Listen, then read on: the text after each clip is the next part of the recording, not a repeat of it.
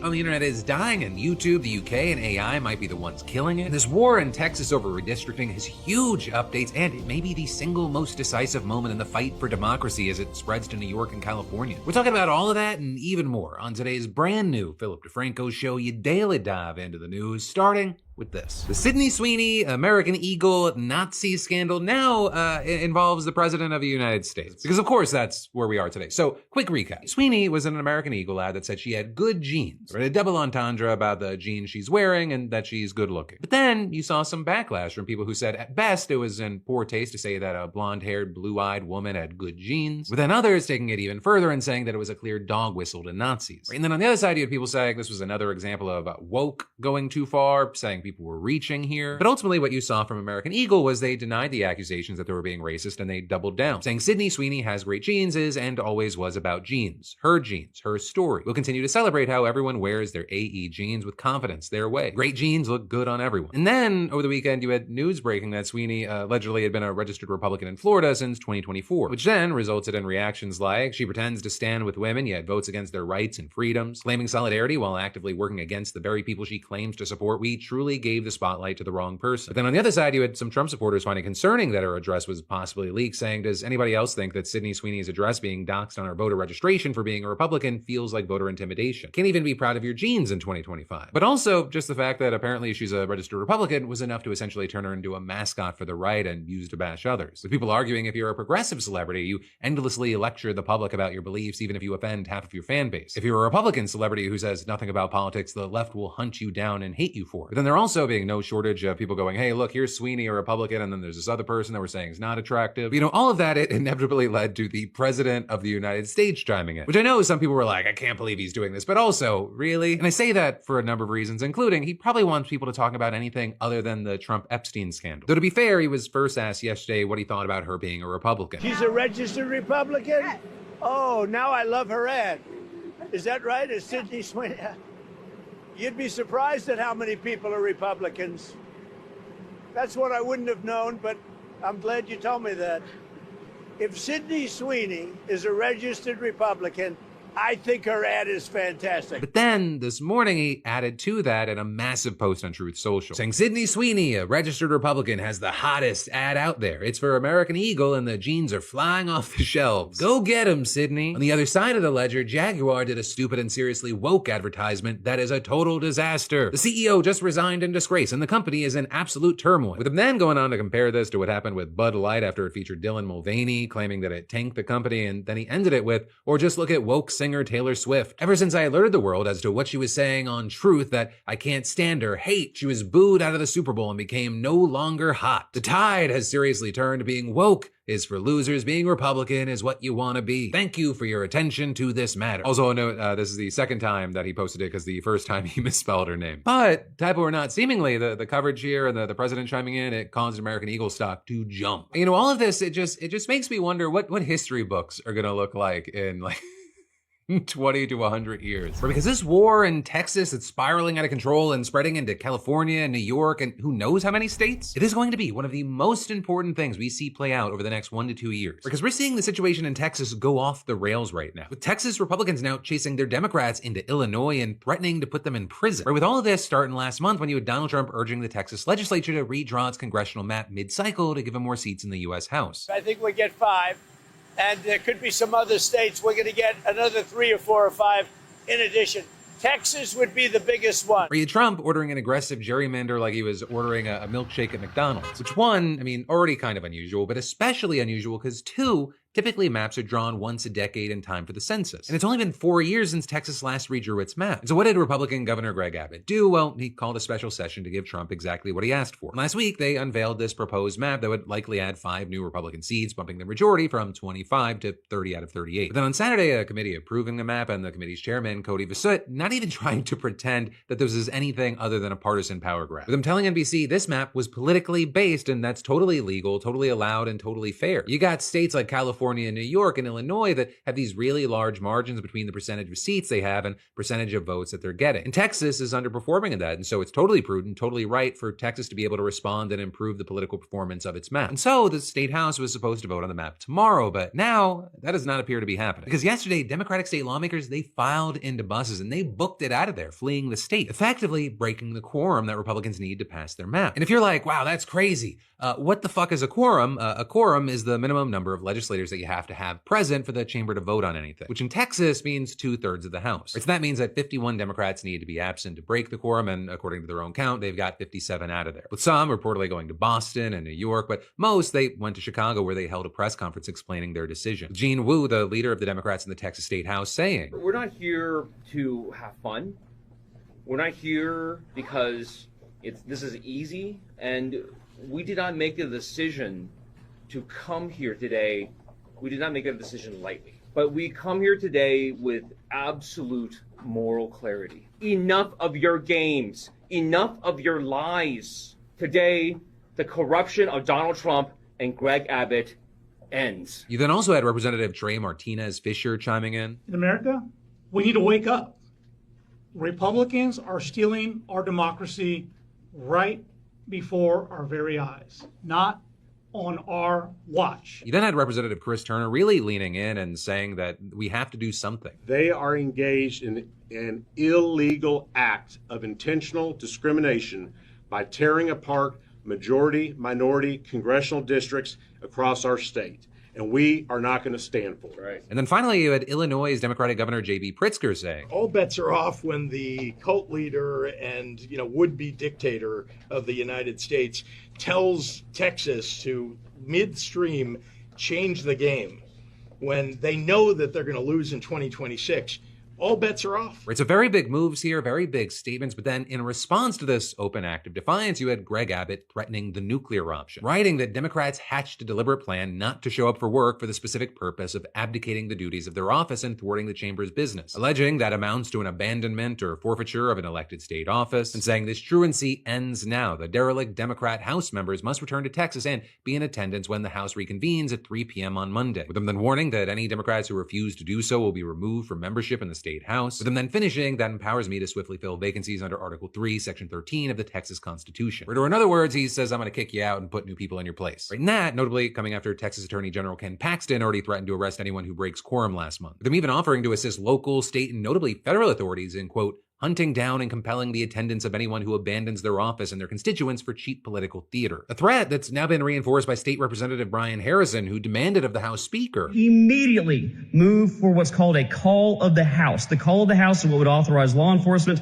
to immediately be dispatched to arrest, detain, and bring back to the Capitol for the purposes of establishing a quorum these Democrats. Now with this, it's unclear whether or how Texas Republicans could force the Democrats to come back. Right, there is legal precedent for state authorities compelling lawmakers to return to the chamber, but that's if they're actually in the state. And these Democrats, they cross state borders, so technically they should be outside of their jurisdiction. Alternatively, Abbott could seek their extradition from the states where they're hiding, and in fact, he just threatened to do that, alleging that the lawmakers may be committing felony bribery, which to understand where that allegation comes from, you gotta know that for every day that they're gone, each absent lawmaker racks up a $500 fine. So it would only take 2 weeks to go over their $7,200 salary. So you have Abbott saying that many absentee Democrats are soliciting funds to evade the fines that they will incur under House rules, and adding any Democrat who solicits, accepts, or agrees to accept such funds to assist in the violation of legislative duties or for purposes of skipping a vote may have violated bribery laws. There you had the Democratic leaders saying they're using legal ways to pay for their costs, but without going into detail. Though you had one political scientist telling the Texas Tribune, under Texas ethics laws, it's quite easy for some group to effectively just simply pay these legislators money as a form of compensation that they can then use to pay these fines. Let's say Mark Cuban wants to pay all these House Democrats $1,000 a day as consultants. They can do that. Also, the lawmakers can challenge the fines in court, with some suggesting that's exactly what they'll do, claiming civil rights violations, which is then why you have some saying that these threats from Abbott, Paxton, and such,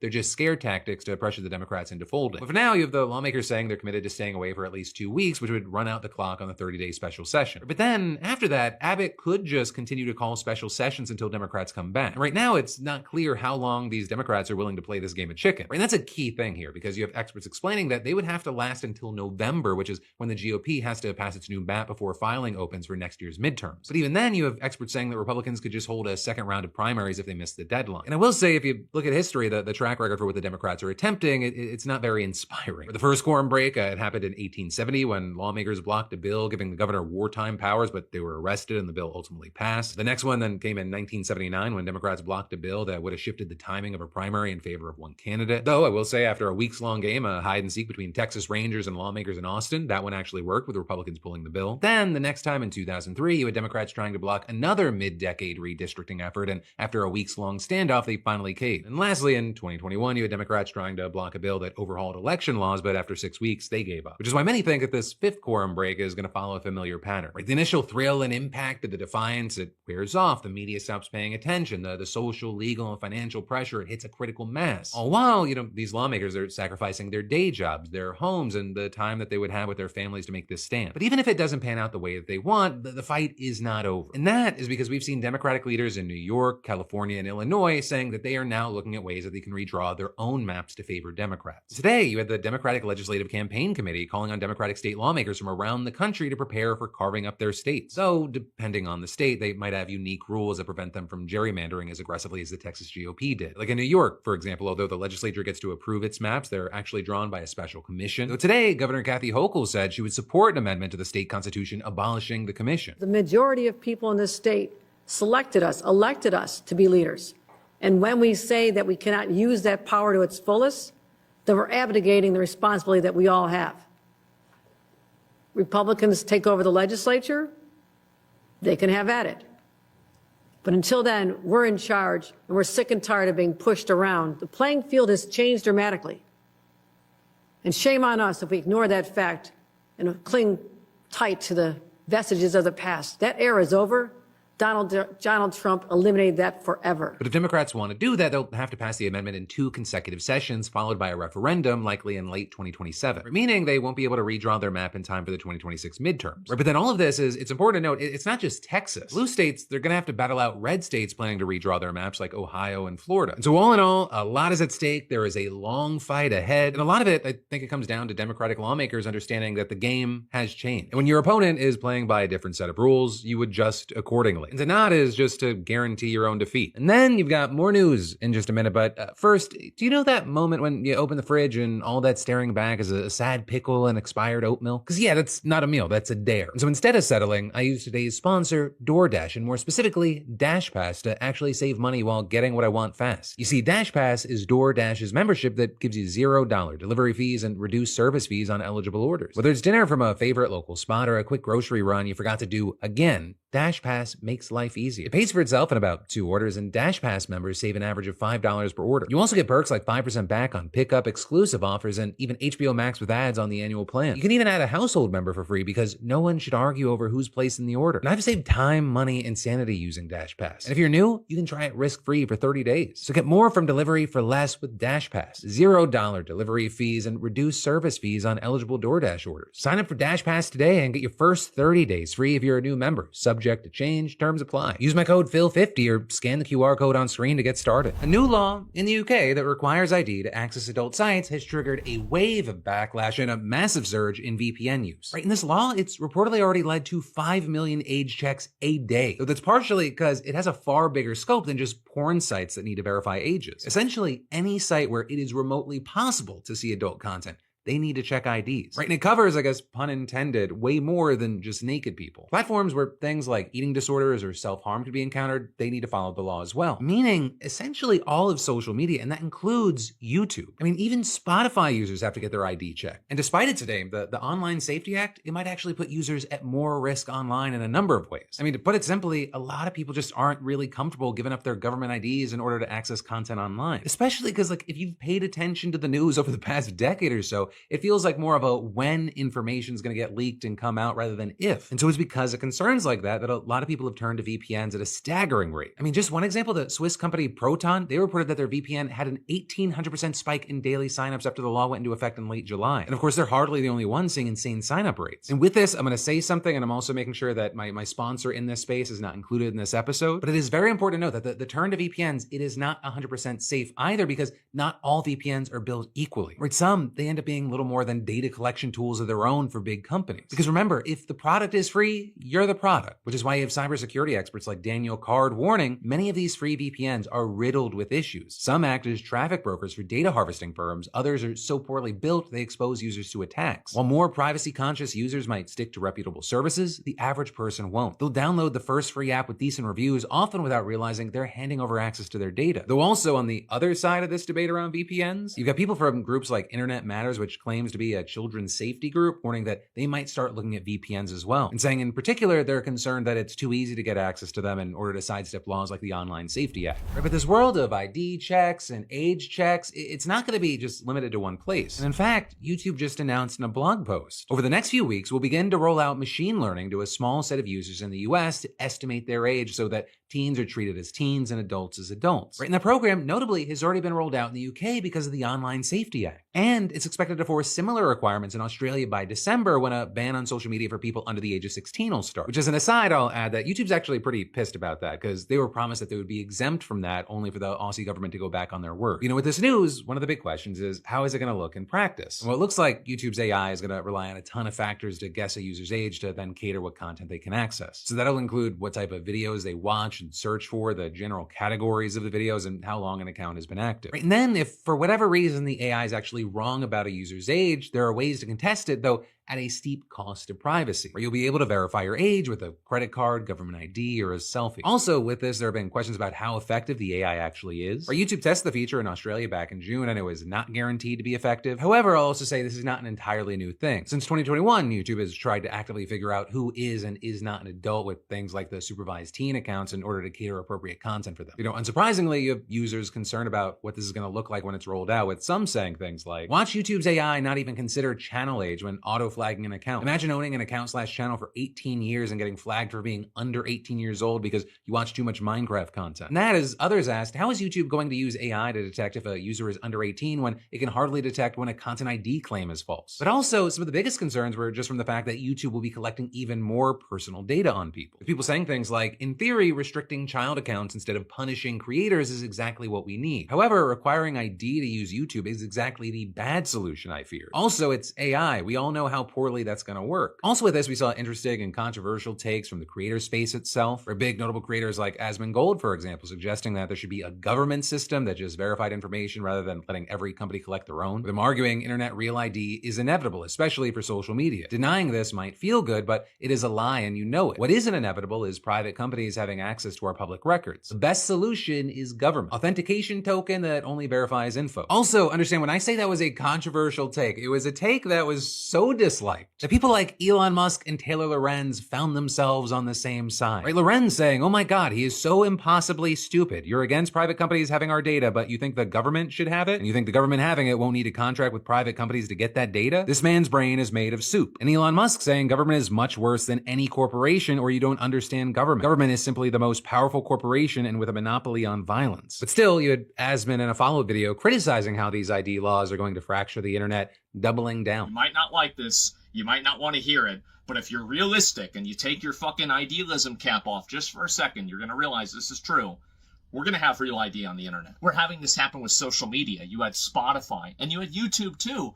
And YouTube and Spotify are asking for your IDs now to make sure that you're not underage. And they have an AI checking system. So if you say it's lit or on God, you instantly get sent to YouTube Kids. With him then going on to say that private companies shouldn't be handling this kind of information, and he referenced the T-app, which was an app that was for women only and required photos and IDs to prove it. And to no one's surprise, that data got leaked, which jeopardized a ton of people. But while we wait to see how things develop and how things start to get rolled out, I'd really love to know your thoughts here. And then, next up in the news, this horrifying hostage video just reignited global outrage, and now Trump's demanding an all-or-nothing deal to end the war in Gaza. Because the White House and the Israeli government, they've been focused on negotiating a two-phase deal for a 60-day ceasefire in Gaza and the release of some hostages. But now, Trump's reportedly pushing for a comprehensive agreement that ends the war and returns all remaining hostages at once. And with that, you had White House envoy Steve Witkoff meeting with hostage families over the weekend and telling them, President Trump now believes that everybody ought to come home at once. No piecemeal deals. That doesn't work. We think that we have to shift this negotiation to all or nothing so that everybody comes home. We think it's going to be successful and we have a plan around it. And it's been reported that Trump and Netanyahu are working on a new proposal that would involve presenting Hamas with an ultimatum. And under the terms of the ultimatum, Hamas would have to release the remaining hostages and agree to terms to end the war that include the group's disarmament. As otherwise, the Israeli military would just continue its campaign. And in fact, we're also seeing reporting that Israel's preparing to expand its military offensive into additional areas of Gaza, with one official telling the Financial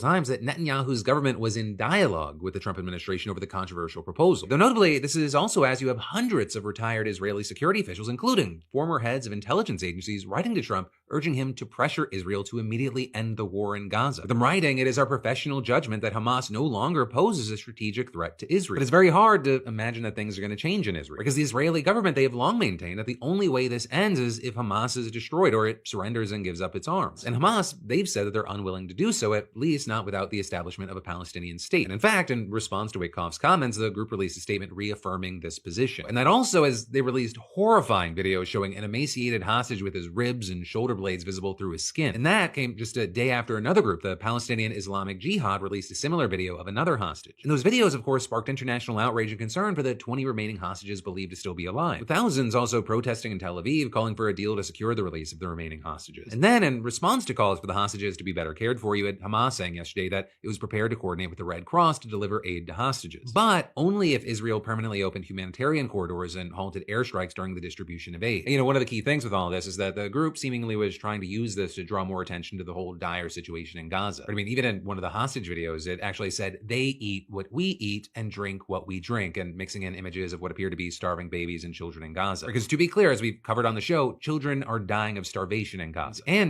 you have the world's leading body on hunger, the Integrated Food Security Phase Classification, or IPC, saying last week that the worst case scenario of famine was already unfolding. Or with that flying in the face of Netanyahu claiming that there was no starvation in Gaza at all. And that is, you've got countless experts saying, in reality, it's his government's policies that have created the situation, with everything only getting worse since the US and Israeli-backed Gaza Humanitarian Foundation took over most aid distribution in Gaza, where the groups only operated 4 distribution sites, mostly in southern Gaza, whereas earlier in the war, hundreds of aid distribution points were active under the UN-led system. And that's without mentioning that hundreds of Palestinians have been killed near these sites trying to access aid, including at least a few dozen over the weekend. Now that said, the UN and other aid groups, they've still been delivering some aid since the HGD launches operations, bringing supplies by trucks to both northern and southern Gaza. Notably, most of the trucks have failed to reach their destinations, with hungry people intercepting them often minutes after they enter the territory and grabbing whatever aid they can. Also with this, some have jumped on statistics showing this to argue that Israel was right all along and saying that aid's being looted. But to be clear, Israeli military officials have themselves said that the military has found no evidence that Hamas systematically stole aid from the UN. And internal US government analysis similarly found no such evidence. And so it appears that the situation is just so bad now and that the aid is so little that you have desperate people doing what they can to get anything. But then with all that, while we're seeing Israel and Hamas really not budging on anything, much of the rest of the world, they at least seem to be trying to do some hard thinking. Right, and so last week you had France announcing that it would formally recognize a Palestinian state in September, with also the UK saying they would too if there was no new ceasefire deal, and several other countries have indicated that they might just do the same. And in fact, dozens took part in a conference at the UN signing a declaration supporting the idea of Palestinian statehood and urging Israel to commit to a 2-state solution. And very notably there, you had the 22 members of the Arab League among those signing the declaration, calling for Hamas to lay down its weapons, release all hostages, and end its rule of the Gaza Strip. And having the world's Arab nations join in on that,